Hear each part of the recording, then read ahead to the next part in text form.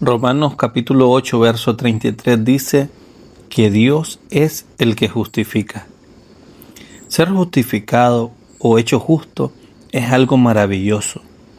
Si jamás hubiéramos quebrantado las leyes de Dios, no lo necesitaríamos, porque habríamos sido justificados por nosotros mismos. El que ha hecho lo que debía durante toda su vida y jamás ha hecho nada que no debiera hacer, está justificado por la ley. Pero tú, querido lector, no eres ese tipo de persona. Estoy completamente seguro, eres demasiado honrado como para querer aparentar que estás libre de pecado. Por tanto, necesitas ser justificado. Ahora bien, si te justificas a ti mismo, no haces más que engañarte. No lo intentes, pues. Nunca vale la pena. Si le pides a tus congéneres que te justifiquen, ¿qué pueden hacer ellos? Por muy barato que te resulte que alguien hable bien de ti, siempre habrá quien hable mal de ti a tus espaldas. Por menos aún. Su juicio no es de gran valor.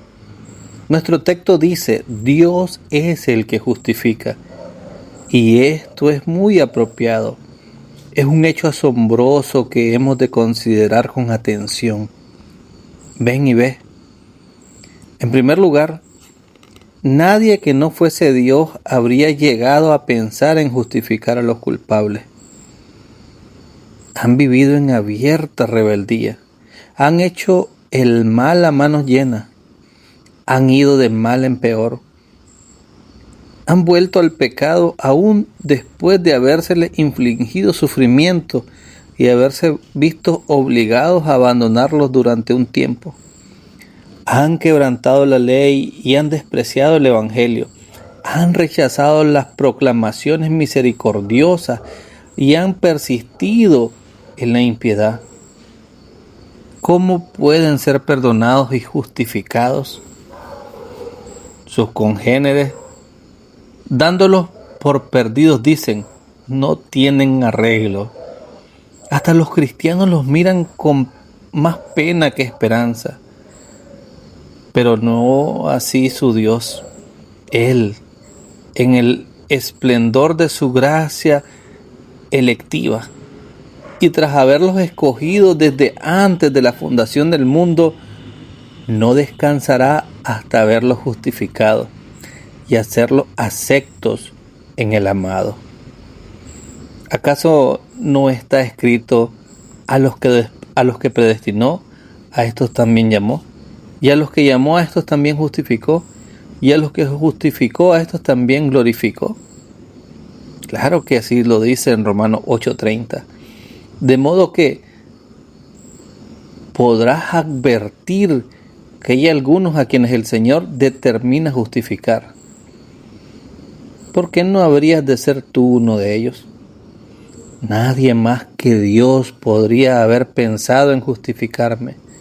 Me maravillo ante eso. Sin duda la gracia se ve igualmente en otros. Pensemos en Saulo de Tarso, quien perseguía ferozmente a los siervos de Dios. Igual que un lobo hambriento asestaba dentelladas a los corderos y las ovejas a diestra y a siniestra. Y sin embargo, Dios le golpeó en el camino a Damasco y cambió su corazón y le justificó tan plenamente que hasta hoy día es el principal predicador de la justificación por la fe que haya existido. Debió de maravillarse a menudo de haber sido justificado por la fe en Jesucristo, puesto que él había sido en otros tiempos un acérrimo defensor de la salvación por las obras de la ley. Nadie más que Dios podía haber pensado en justificar a un hombre como Saulo, el perseguidor. Pero la gracia del Señor es gloriosa. En todo caso, aun cuando alguien hubiera pensado en justificar a los impíos, nadie que no fuese Dios pudiera haberlo hecho. Es completamente imposible que alguien perdone agravios que no se hayan cometido contra él mismo. Si alguien te ha hecho mucho daño, puedes llegar a perdonarle, y espero que lo hagas, pero no puede haber un tercero que le perdone. Si el mal se ha cometido contra ti, es de ti de quien debe provenir el perdón. Si hemos pecado contra Dios, la facultad de perdonar corresponde a Dios, puesto que el pecado es contra Él. Por eso, en el Salmo 51 dice David: contra ti solo he pecado, y he hecho lo malo delante de tus ojos. Y así, Dios, contra quien se ha cometido el delito, puede absolverlo. Nuestro gran Creador puede redimir, si así le place, nuestra deuda con Él. Y si la redimite, está remitida. Nadie más que el gran Dios contra quien hemos cometido el pecado puede borrar ese pecado. Asegurémonos pues de ir a Él y buscar la misericordia de sus manos. No nos dejemos apartar por los sacerdotes que desearían confesarnos sus pretensiones. No cuentan con el más mínimo fundamento en la palabra de Dios, pero aún en el caso de que hubieran sido ordenados para absolver en el nombre de Dios, sería mejor que fuéramos nosotros mismos al gran Señor por medio de Jesucristo, el mediador, y buscáramos y encontráramos el perdón de su propia mano, puesto que estamos seguros de que esto es lo correcto.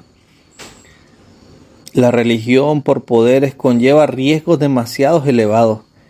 Es mejor preocuparnos de los asuntos de nuestras almas nosotros mismos y no dejarlos en manos de nadie. Solo Dios puede justificar al impío, pero además puede hacerlo a la perfección. Pone detrás de él nuestros pecados, los borra. Nos dice que aunque sean buscados, no se hallarán, sin otra motivación para ello que su propia bondad infinita. Ha dispuesto una gloriosa forma de dejar blancos como la nieve los pecados que eran como la grana, y apartar nuestras transgresiones de nosotros tan lejos como el oriente del occidente. Dice: no me acordaré de tus pecados, en Isaías 43:25.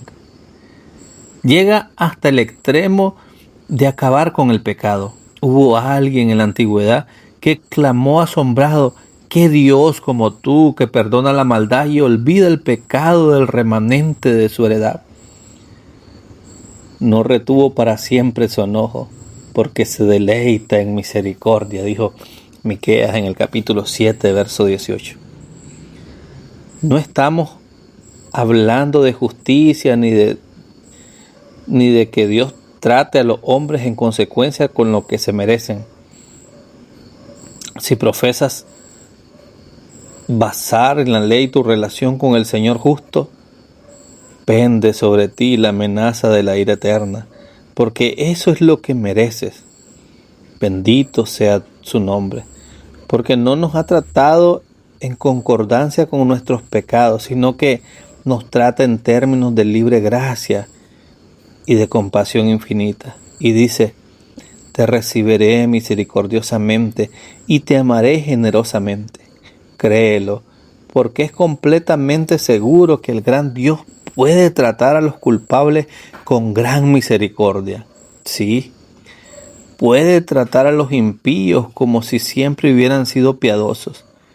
Lee atentamente la parábola del hijo pródigo y observa cómo el padre perdonador recibió al hijo que se había perdido con tanto amor, como si jamás hubiera marchado, ni se hubiera contaminado con rameras.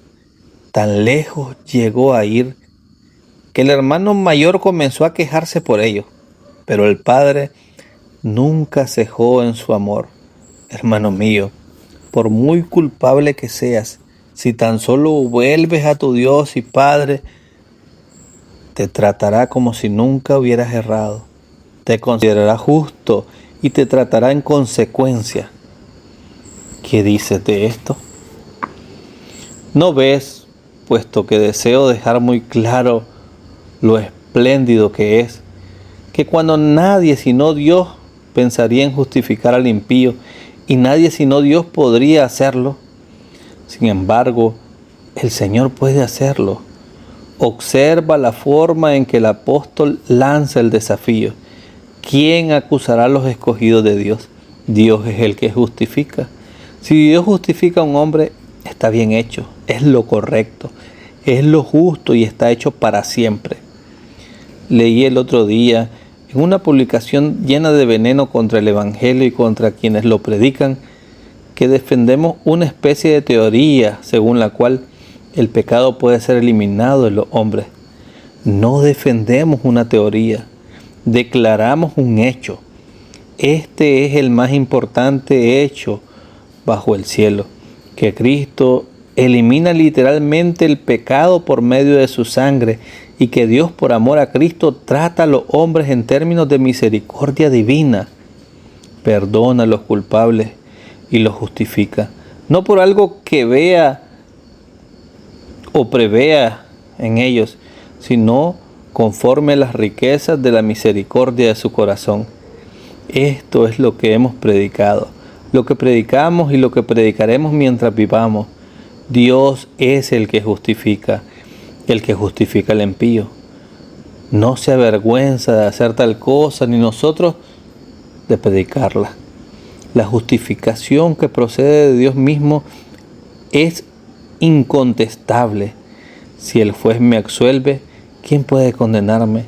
Si el tribunal más elevado del universo me ha declarado justo, ¿quién puede acusarme de algo? La justificación de Dios es respuesta suficiente para una conciencia despierta. El Espíritu Santo tiene su manera de insuflar paz en toda nuestra naturaleza y ya no sentimos temor. Con esta justificación podemos responder todos los rugidos y las infamias de Satanás y los impíos.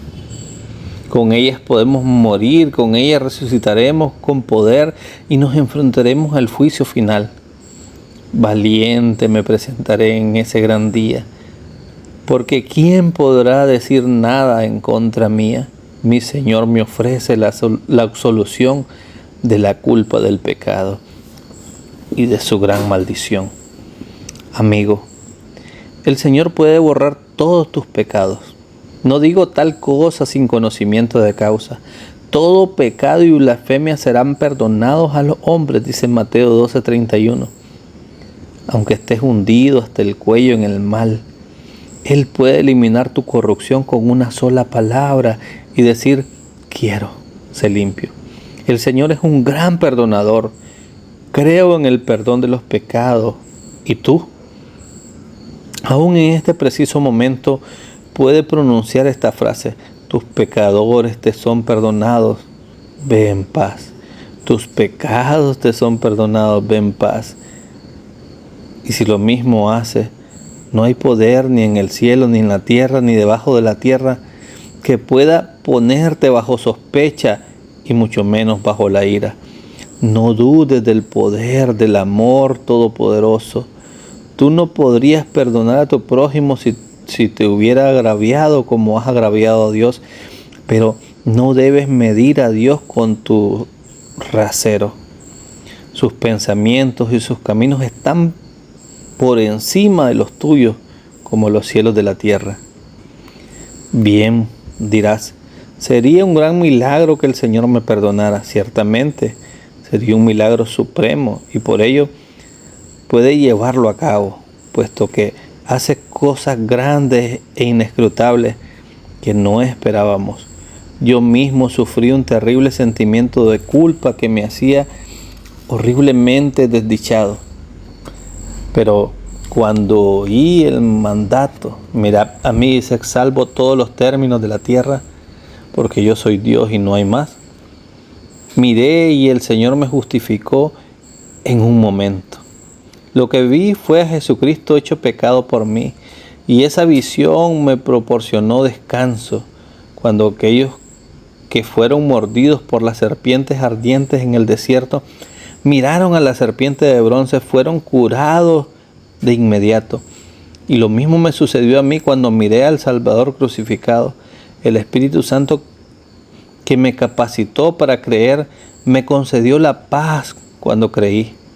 Me sentí tan seguro de que había sido perdonado como antes lo estaba de estar condenado. Había estado seguro de mi condenación porque la palabra de Dios declaraba y mi conciencia daba testimonio de ello. Pero cuando el Señor me justificó, los mismos testigos lo dejaron igualmente claro. La palabra del Señor en la Escritura dice: el que en Él cree no es condenado. Y mi conciencia atestigua que he creído y que Dios es justo al perdonarme. De este modo, tengo el testimonio del Espíritu Santo y de mi propia conciencia, y ambos coinciden. ¿Cómo deseo que el lector acepte lo que Dios dice en cuanto a esta cuestión? Y entonces pronto tendría el testimonio en sí mismo también. Me atrevería a decir que un pecador justificado por Dios tiene un fundamento más sólido que un hombre justo justificado por su obra. Si existiera tal cosa, nunca podríamos estar seguros de haber hecho la suficiente obra. Siempre tendríamos la conciencia intranquila por no haber hecho lo suficiente al final. Y solo podríamos confiar en el veredicto valiente de un juicio falible. Pero cuando Dios mismo justifica y el Espíritu Santo da testimonio de ello al proporcionarnos la paz con Dios, entonces sí sentimos que todo es seguro e incuestionable y podemos descansar. No hay lengua que pueda expresar lo profunda que es esa calma que sobreviene al alma que ha recibido la paz de Dios, que sobrepasa todo entendimiento. Amigo, búscala ya.